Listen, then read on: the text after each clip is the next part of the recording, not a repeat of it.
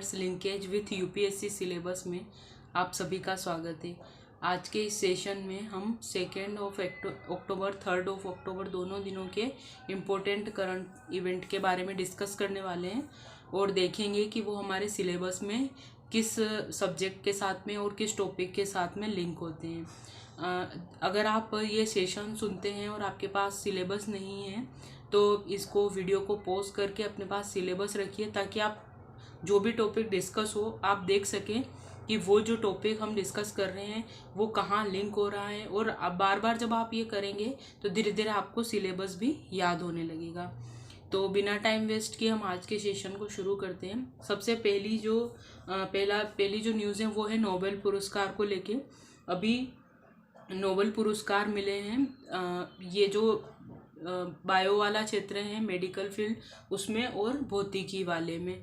तो जो मेडिकल वाला क्षेत्र है उसमें जो कोरोना वैक्सीन बनी थी उस जो वैक्सीन बनाने वाले हैं उनको मिला है। और फिजिक्स वाले क्षेत्र में इलेक्ट्रॉन को लेकर अभी कुछ उनने खोज की थी, उनने उसके बारे में इलेक्ट्रॉन की गति के बारे में पता लगाया था, तो उनको इसके बारे में इसका नोबेल पुरस्कार मिला है। नोबेल पुरस्कार जो है वो प्री के लिए बहुत इम्पोर्टेंट है।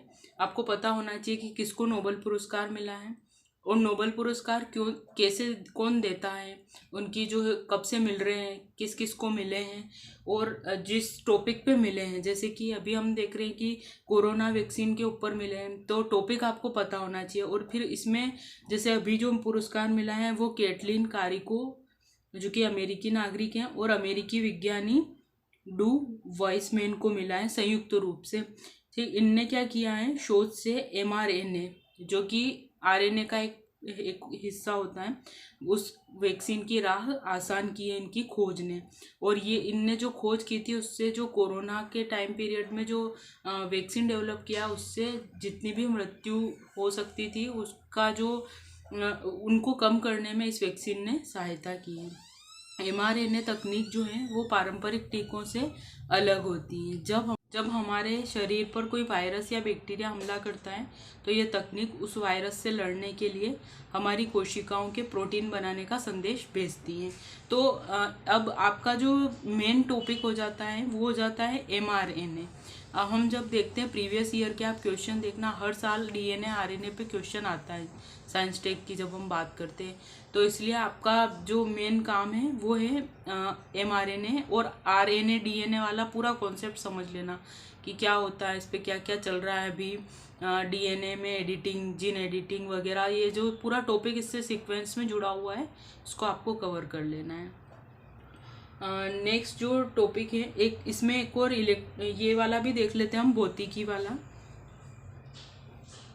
इसमें इलेक्ट्रॉन के अध्ययन के लिए 3 वैज्ञानिकों को भौतिकी के लिए नोबेल पुरस्कार मिला है। वो हैं परमाणु के भीतर अति अल्प अवधि में इलेक्ट्रॉन की गतिविधियों का गहन अध्ययन करने के लिए। ठीक है, तो इसमें पियर एगोस्टिनी, फेरेंक क्रोज, स्वीडन के विज्ञानी एनएल हुइलियर ने इन तीनों को मिला है। इसमें एक इन विट्रो डायग्नोस्टिक तकनीक का यूज़ करके बीमारियों का पता लगाने के लिए इसकी भूमिका रहेगी। अब यहाँ पे जो एटो सेकेंड जो है वो समय की जो सबसे छोटी इकाई के बारे में यहाँ पे बात की गई है। तो आपको एटो सेकेंड के बारे में अच्छे से और समय से रिलेटेड जितनी भी यूनिट्स है उनके बारे में अच्छे से पता करना है। और परमाणु, इलेक्ट्रॉन, ये इनकी कुछ बेसिक कॉन्सेप्ट को आपको कंप्लीट कर लेना है।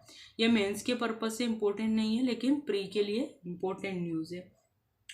अब हम एक न्यूज़ है जो कि नेगेटिव न्यूज़ है लेकिन आप उसको किस तरीके से यूज़ कर सकते हैं उसके बारे में डिस्कस करते हैं। अभी UNWTO ने सर्वश्रेष्ठ पर्यटन गांव की लिस्ट जारी की है, उसमें हमारे इंडिया का एक भी गांव नहीं है। अब ये एक तरीके से नेगेटिव न्यूज़ है लेकिन आप उसको किस तरीके से यूज़ कर सकते हैं।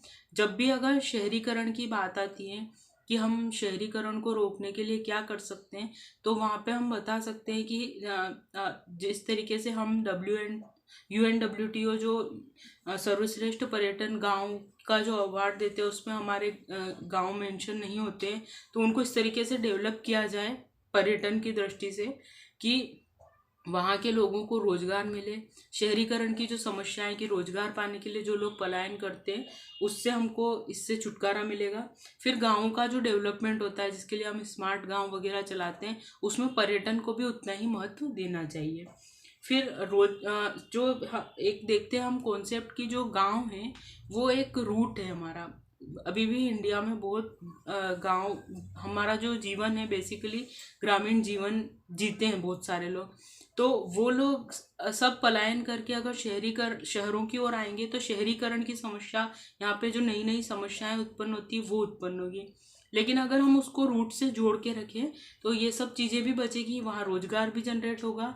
और जो किसान या खेती से रिलेटेड जो इश्यू बढ़ते हैं कि अगर कोई लोग छोड़ के इधर आ जाते हैं तो उनकी खेती वगैरह का क्या होता है, तो इस समस्या से भी हम छुटकारा ले सकते हैं। तो ये एक नेगेटिव न्यूज़ थी, लेकिन आप कैसे इसको पॉजिटिव बना सकते हैं।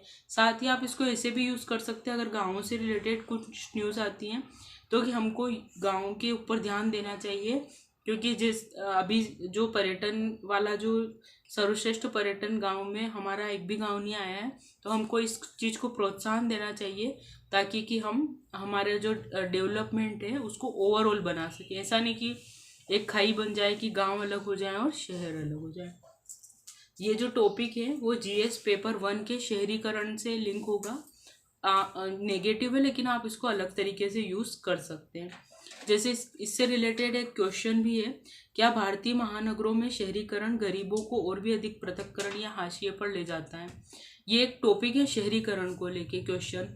तो शहरीकरण को लेकर हमेशा क्वेश्चन आते हैं, तो आपको इसके बारे में अच्छे से तैयारी अपनी कर लेनी है।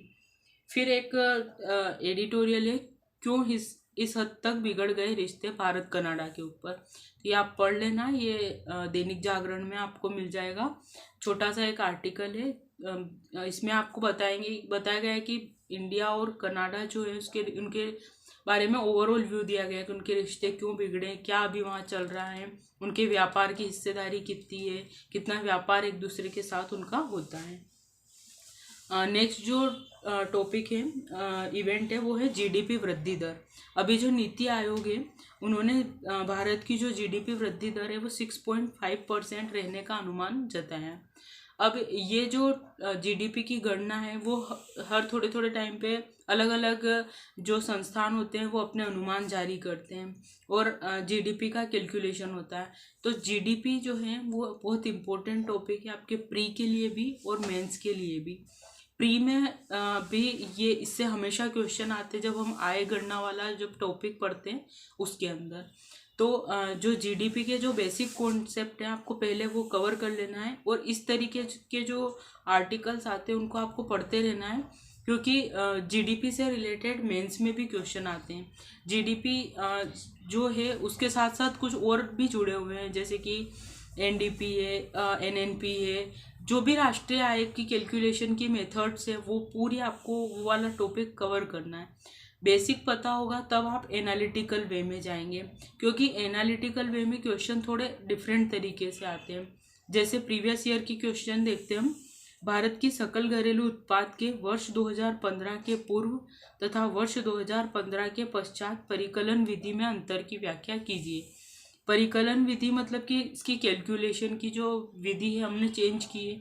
तो आप जब वो बेसिक पढ़ लेंगे तब आपको ऑटोमेटिकली समझ में आ जाएगा कि क्या चेंजेस आए हैं, लेकिन बेसिक के बिना ये चीज़ आप इसका आंसर नहीं लिख पाएंगे। एक और क्वेश्चन है कि संभाव्य जीडीपी को परिभाषित कीजिए, यानी कि पोटेंशियल जीडीपी तथा उसके निर्धारकों की व्याख्या कीजिए। ये जो पोटेंशियल जीडीपी है, भी जब आप जीडीपी पढ़ेंगे तब आपको समझ में आएगा कि पोटेंशियल जीडीपी क्या होता है।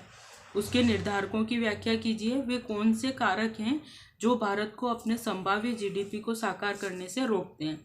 अब ये भी आप जब बेसिक इसकी कवर करेंगे तब आपको इजीली समझ में आ जाएगा कि पोटेंशियल जीडीपी क्या होती है। और एक और फैक्ट ये है कि जब तक आपको ये क्लियर नहीं होगा कि पोटेंशियल जीडीपी होती क्या है, तब तक आप इसका आंसर नहीं लिख सकते। इसलिए बेसिक को आपको अच्छे से कवर करना है, और जीडीपी का टॉपिक प्री और मेंस दोनों में इम्पोर्टेंट है। इसलिए ऐसे आर्टिकल या न्यूज़ जब भी आती है आपको इनको कवर करना है।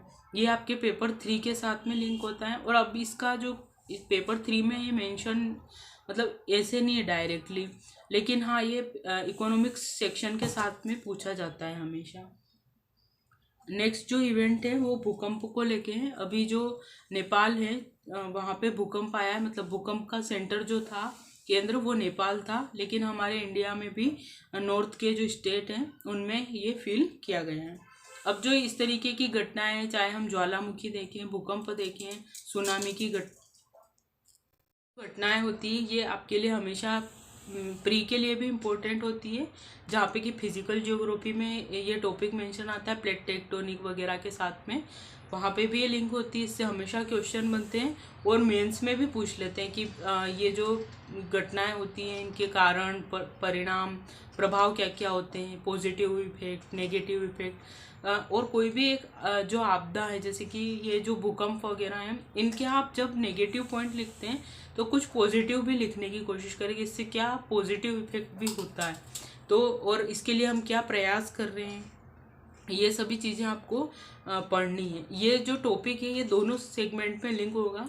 पेपर 1 में जहाँ पे भूकंप जियोग्राफी वाले टॉपिक के साथ में दिया हुआ है वहाँ, और पेपर 3 जहाँ पे कि आपदा और आपदा प्रबंधन दिया हुआ है, वहाँ पे भी इसको पूछ सकते हैं। तो ये दोनों जगह पे लिंकअप होता है। तो ये भूकंप को लेके था एक न्यूज़। अब इससे क्वेश्चन प्रीवियस ईयर में कैसे जनरेट हुए। भूकंप संबंधित संकटों के लिए भारत की वैधता की विवेचना कीजिए। पिछले 30 दशकों में भारत के विभिन्न भागों में भूकंप द्वारा उत्पन्न बड़ी आपदाओं के उदाहरण प्रमुख विशेषताओं के साथ दीजिए। मतलब आपको पहले तो भूकंप के बारे में बताना है, फिर भारत किस तरीके से भेद्य है, मतलब इसके 5 जोन जो डिवाइड है वो बताने हैं। फिर जितने भी दशकों में, आप 30 दशकों में पूछ रखा है, वो जो भूकंप आए हैं उनके उदाहरण नाम लिखने कहाँ कहाँ आया है, फिर ये बताना है कि इनकी विशेषताएं क्या है। तो इस तरीके से क्वेश्चन प्रीवियस ईयर में भी पूछे गए हैं, तो आगे भी पूछे जाने की संभावना है। अब जो नेक्स्ट टॉपिक है वो है एक एडिटोरियल है काले धन को लेके। ये जो टॉपिक है आपका वो पेपर 3 के साथ में धन शोधन और इसे रोकना, इसके साथ में लिंक होता है। जो ये धन शोधन है वो इंटरनल सिक्योरिटी का एक पार्ट है, आंतरिक सुरक्षा चुनौती से रिलेटेड पार्ट है, और हमेशा ये टॉपिक पूछा जाता है, क्योंकि ये एक टॉपिक या तो डायरेक्टली पूछा जाएगा, जो डायरेक्टली काले धन पे होगा, या फिर मनी लॉन्ड्रिंग के साथ में हो सकता है, या फिर तस्करी को लेके कोई क्वेश्चन हो सकता है, या फिर हमारी जो सीमावर्ती एरिया है वहाँ पे आतंकवाद से कनेक्टेड होके पूछा जा सकता है। तो ये सेपरेट भी बन सकता है और कुछ आयामों के साथ भी पूछा जा सकता है। तो यहाँ पे बताया गया है कि हम मनी लॉन्ड्रिंग में किस तरीके से उसको काबू पाने में विफल रहते हैं। तो मनी लॉन्ड्रिंग से हर साल विदेशों में जीडीपी का 5% पहुँच रहा है। यहाँ कुछ फैक्ट्स दिए हुए हैं, तो आपको अपने नोट में शामिल कर लेना है ताकि आप अच्छा आंसर लिख सकें। सबसे बड़ी बात तो ये कि मनी लॉन्ड्रिंग से हर साल विदेशों में जीडीपी का 5% पहुँच रहा है। फिर यूएन के ड्रग्स एंड क्राइम ऑफिस के अनुसार वर्ष 2021-22 में जब भारत की जीडीपी $3 ट्रिलियन से ज़्यादा की थी, तो उसी साल 159 अरब डॉलर यानी उसका 5% विदेशों में काले धन को सफ़ेद करने के लिए पहुंच गया था। मतलब कि जब हम 159 अरब डॉलर का जो हमारा पूरी इकोनॉमी थी उसका 5% विदेशों में चला गया था। तो एक बहुत बड़ा अमाउंट होता है जो कि हमारे टैक्सेशन सिस्टम से बच के और बाहर चला गया है। और ये जो एक ऐसी मनी होती है जो हमारे ना तो डेवलपमेंट में यूज़ आ पा रही है, और सिर्फ और कभी कभी ये उल्टे वे में, जैसे कि जो हथियार होते हैं उनकी तस्करी में, मनी लॉन्ड्रिंग, इस तरीके से अलग अलग जगह पे भी यूज़ आती है। इसलिए ये एक बहुत बड़ा चैलेंज होता है। फिर इसमें दिया गया फिक्की संचालित एक अन्य संस्था बताती है कि 122 देशों के औसत से भारत में गैरकानूनी व्यापार, ड्रग्स, हथियार, आतंकवाद और संगठित अपराध ज़्यादा है। 122 देशों के औसत से इसका औसत ज़्यादा है भारत का। तो कहीं ना कहीं ये इसके साथ में लिंकअप होता है कि हम 122 देशों से भी ज़्यादा औसत रखते हैं। मतलब हमारे यहाँ पे इन चीज़ों की ये चीज़ें बहुत ज़्यादा हैं। फिर अध्ययन के अनुसार 2009 में शीर्ष पर पहुंचने के बाद सन 2014 तक इसमें कमी आई, लेकिन अगले 4 वर्षों में 18 तक ये लगातार बढ़ता रहा। मतलब ये जो बताया गया है कि हम इस औसत में कहाँ हैं, उसमें बताया गया है कि 2009 में शीर्ष पर थे हम, उसके बाद में कमी आई, लेकिन हम अब 2018 के बाद में इसमें वापस बढ़ोतरी हो रही है।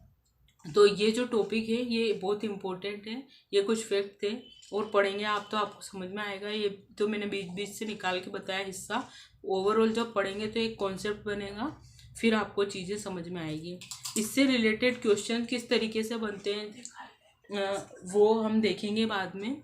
अभी जो हमने एक पहले मैंने कहा था कि जो मणिपुर की हिंसा है वो उग्रवाद टॉपिक के साथ लिंक होगी, तो वो टॉपिक जो उग्रवाद, नक्सलवाद, आतंकवाद, ये जो टॉपिक है ये हमेशा से एक हाईलाइटेड टॉपिक रहते हैं। इनके बारे में हमेशा क्वेश्चन जनरेट होते हैं।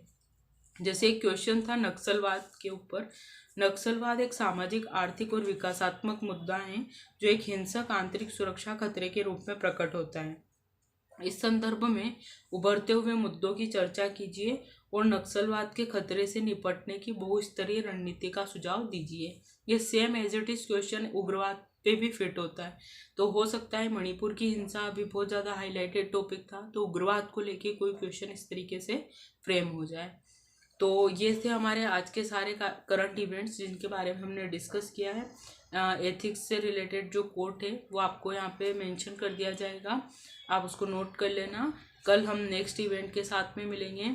नेक्स्ट वीडियो में नेक्स्ट करंट इवेंट के बारे में डिस्कस करेंगे। तब तक आप अपने आंसर राइटिंग की प्रैक्टिस करते रहिए और फोकस्ड वे में चीज़ों को पढ़ते रहिए और बेसिक कॉन्सेप्ट्स को क्लियर कीजिए। Thank you so much.